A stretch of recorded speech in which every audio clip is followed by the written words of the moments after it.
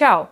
Bieži ir šis mīts, ka veselīgs dzīvesveids ir dārgs. Un kāpēc es saku mīts? Jo tas patiešām ir mīts, kas ir radies iespējams no dažāda veida uzturu bagātinātājiem, kuri asociēs ar veselīgu dzīvesveidu, pieņemsim, tur vai tās ir ašvaganda pulveris, makas pulveris, kaut kāda cita veida, tādi interesantāki un eksotiskāki nosaukumi, kurus varētu likties tos pirkt, gan būtu ļoti, ļoti dārgi, vai tur, teiksim, čijā sēklas vai bioprodukti, kas šķiet, ka tas būs dārgāk nekā tas ierastais. Tomēr vienmēr arī dara atcerēties to, ka veselīgs dzīvesveids salīdzinājumā ar to, kā ir būt slimam, nebūtu nav dārgi. Ja? Tā kā veselīgs dzīvesveids nav dārgi, dārgi ir būt slimam.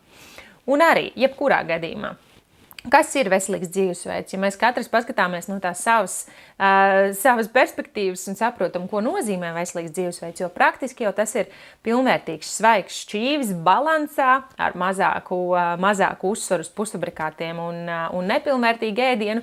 Tā ir regulāra kustība, tas ir kvalitatīvs miegs, tas ir kontrolēts stress. Ja? Tātad tas arī ir veselīgs dzīvesveids. Vai tas maksā naudu? Protams, tajā brīdī, ja mēs saprotam, ka mums ir stresa kontrolē jāpiesaista vēl varbūt kādi speciālisti, vai mēs saprotam, es mazāk stresošu, tad jūs vairāk ceļošu, vai saprot, tas jau apkārt, tu jau būvē, tad skaties, kas tev ir nepieciešams, lai tu mazinātu stresu. Tomēr stresu var arī mazināt pavisam bez nekādām investīcijām, iziet ārā pastaigā, elpot, ja jo skābeklis un elpošana ir tā īstenībā pat numuru 1, kura palīdz ķermenim kontrolēt šos stresa hormonus. Ja mēs runājam par uztura prizmu, tad, ja mēs salīdzinām to pārtikas grozu, kurš ir pilns ar pusfabrikātiem un cukurotiem našķiem, vai vienkārši svaigu pārtikas grozu, ar dārzeņiem, svaigām olbaltumvielām, graudiem un labiem taukiem, kuri, piemēram, ja tā ir zivtiņa 3 reizes nedēļā vai tās ir kaut kādas eļļas, tad tas nav jāpērk arī tik regulāri. Tad arī tas salīdzinājums šiem pārtikas groziem nemaz nebūs tik ievērojami dārgāks. Pat īstenībā, pat vispār praktiski tam nevajadzētu būt dārgākam. Tajā brīdī, kad mēs izvēlamies bioproduktus, tas, protams, jau ir nākošais solis veselībā, un to es tiešām ieteiktu darīt.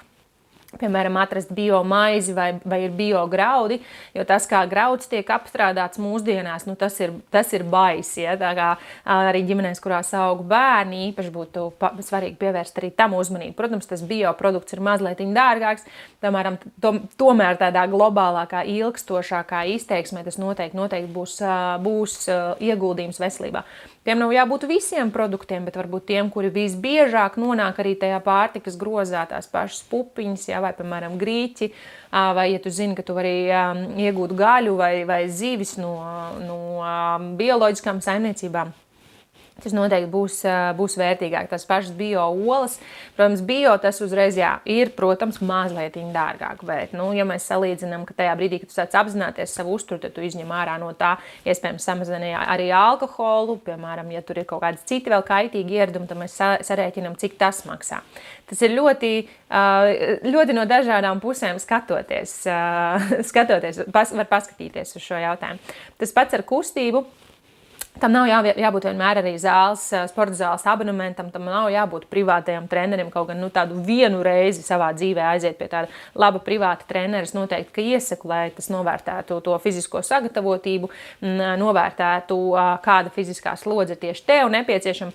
Tomēr arī visādi citādi tajā mūsdienu laikmetā ir iespējams arī to izdarīt ar interneta palīdzību vai šeit, to aplikācijā arī var, tā man saulītes filtrs parādās, aplikācijā arī var iegūt diezgan daudz atbildes uz to, kā labāk kustēties. Tāpēc kopumā veselīgs dzīvesveids mēreni nav dārgi, ja mēs negribam iet nekādās papildus ekstrās. Tas noteikti ir daudz lētāk, kā saslimt un kā pēc tam censties cīnīties par to savu veselību.